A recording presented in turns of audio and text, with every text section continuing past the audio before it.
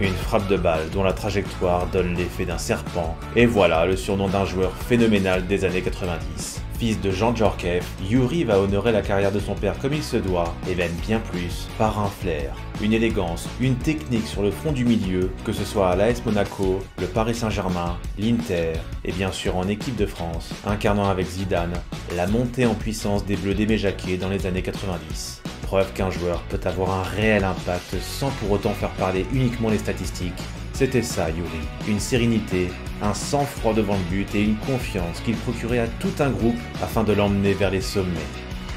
Retour sur un joueur unique en son genre, au profil très particulier, retour sur la carrière de Youri Djorkaeff.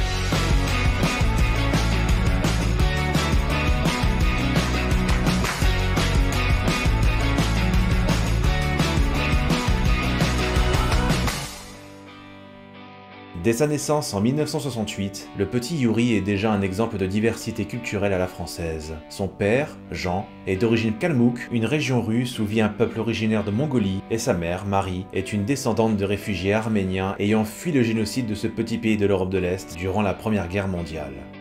La communauté arménienne a une forte présence en France, notamment dans la région lyonnaise où Youri Djorkaeff a grandi.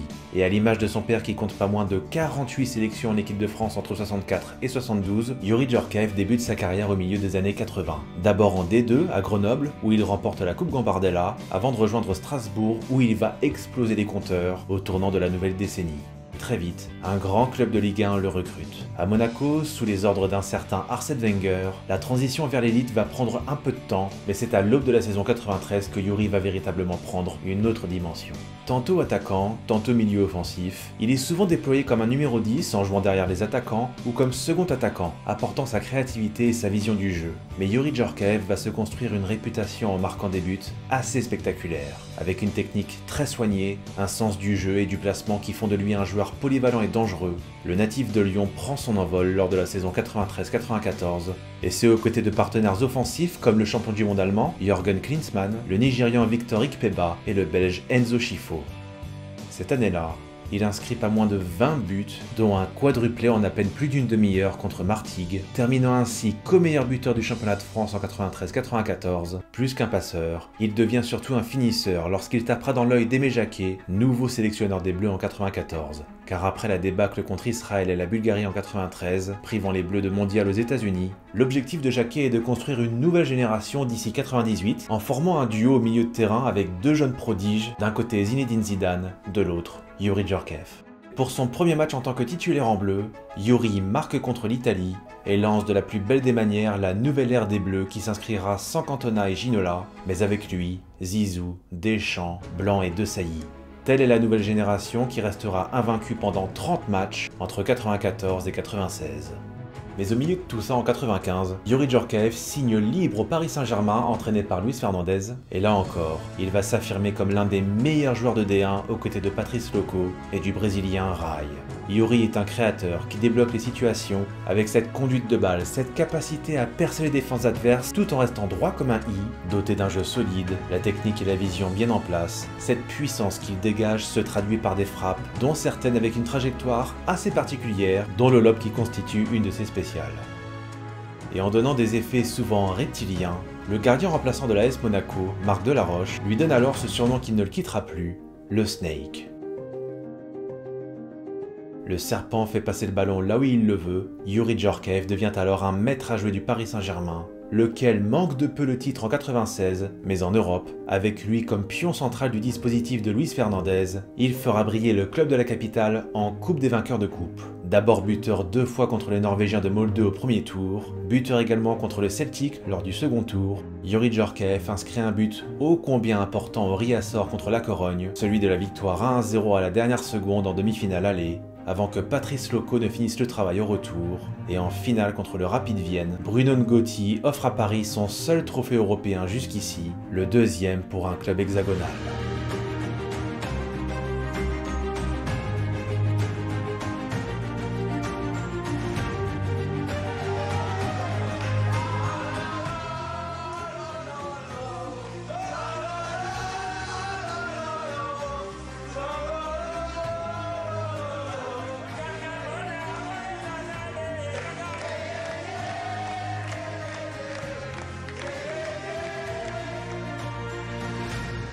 principal artisan du succès parisien, Yuri est alors très convoité en Europe. D'ailleurs, il ne va pas manquer ses adieux au public du parc en l'inscrivant pour son dernier match un triplé contre Bastia. Une année 96 qui le fait grandir encore plus sous le maillot bleu, en signant un doublé en amical en début d'année contre le Portugal pour un succès 3-2. Le Snake effectue également un excellent Euro avec l'équipe de France où il marque contre l'Espagne. Demi-finaliste de l'Euro, Yuri est même nommé dans l'équipe type de la compétition. Le Snake marque non seulement des buts, mais aussi les esprits, jusqu'à se classer 9e du Ballon d'Or en 96. Bonne frappe, but! Oh quel but! Exceptionnelle frappe de Youri Djorkaeff! Et faire ses classes au plus haut niveau du côté de l'Italie, cette fois à l'Inter. Et le désormais 9,5 Nerazzurro continue à se montrer décisif, et ce de manière toujours plus spectaculaire.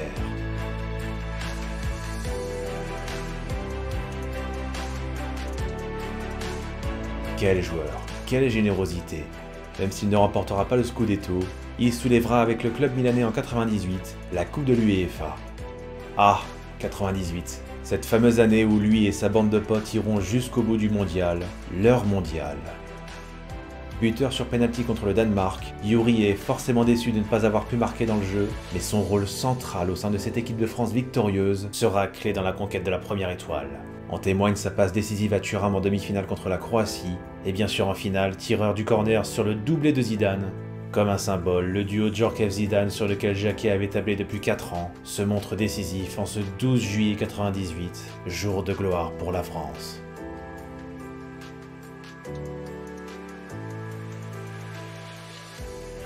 Mais à 30 ans passés, Yuri devient remplaçant à l'Inter. Alors il recherche un bon de sortie et contre toute attente, il signe en Allemagne à Kaiserslautern où il sera accueilli comme une véritable star. Yuri va également se montrer très important avec les Bleus, alors en difficulté dans les éliminatoires de l'Euro 2000, en étant notamment buteur contre son Arménie qui lui est chère, et ensuite contre l'Islande pour un succès 3-2, grâce entre autres à des buts d'une importance cruciale marqués par Djorkaeff. La France se qualifie in extremis pour l'Euro. Une compétition durant laquelle Yuri répond encore présent contre l'Espagne, encore, cette fois en quart de finale. Jamais l'équipe de France n'avait semblé aussi forte, et au terme d'une finale ô combien mémorable face à l'Italie, Djorkaeff et les Bleus décrochent l'Euro 2 ans après la Coupe du Monde. Yuri est désormais un ancien, un des visages emblématiques de cette génération extraordinaire. Son si beau sourire nous procure encore des émotions, et l'année suivante en Asie, en 2001, il décroche avec les Bleus un nouveau trophée, la Coupe des Confédérations, lors de laquelle il marquera encore au premier tour, cette fois contre la Corée. L'histoire est si belle qu'on ne veut pas qu'elle s'arrête. Pourtant, on était loin de penser que ces derniers mois en Allemagne seraient très difficiles. Car Yuri va vivre un véritable calvaire avec son nouvel entraîneur Andreas Brehme. Il est d'ailleurs revenu sur cette période douloureuse. Il y a mon entraîneur qui a voulu me faire, qui m'a fait du mal moralement, qui a essayé de me faire du mal et de me détruire en tant que joueur. Donc, mais c'est quelqu'un qui m'a mis à l'écart pendant 3 mois. Je me suis entraîné tout seul, tous les jours. Ça veut dire que le matin j'arrivais et personne ne me calculait. Il y avait un préparateur physique qui était uniquement pour moi, donc je partais en forêt pendant 1h30 à courir et voilà, c'était ça mes entraînements. Pour eux, c'était hors de question de me transférer, ils voulaient que je finisse ici ou que je casse complètement mon contrat.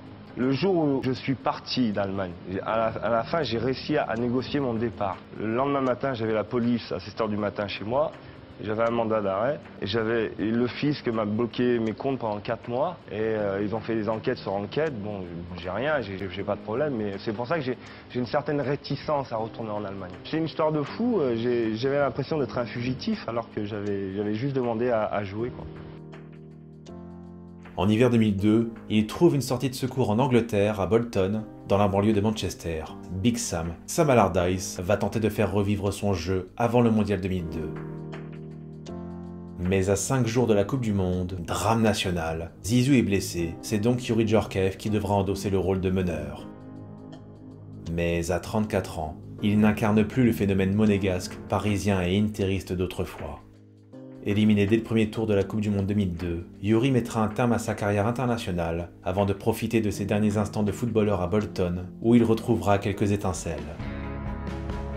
Malgré une expérience oubliable ensuite à Blackburn, il s'envolera direction New York pour vivre un dernier frisson. Désigné meilleur joueur de son équipe par ses pairs en 2005, la générosité de Youri ne cessera jamais d'illuminer les terrains de football jusqu'à sa retraite définitive en 2006.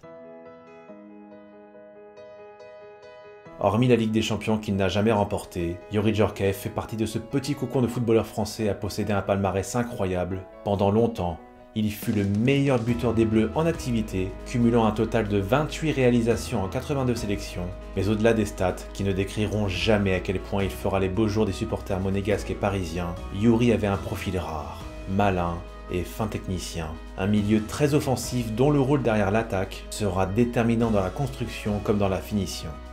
Et il le dit lui-même, Youri Djorkaeff c'était aussi un joueur qui parlait beaucoup sur le terrain, une fonction qui n'est pas sans rappeler les talents d'un certain Raumdeuter, Thomas Müller. Telle est la légende du Snake, une histoire que la France du foot ne devrait jamais oublier, un immense talent qui a su rester humble tout au long de sa carrière, bref, un mec en or, un joueur comme on n'en fait plus. Merci pour tout champion, merci pour tout Youri.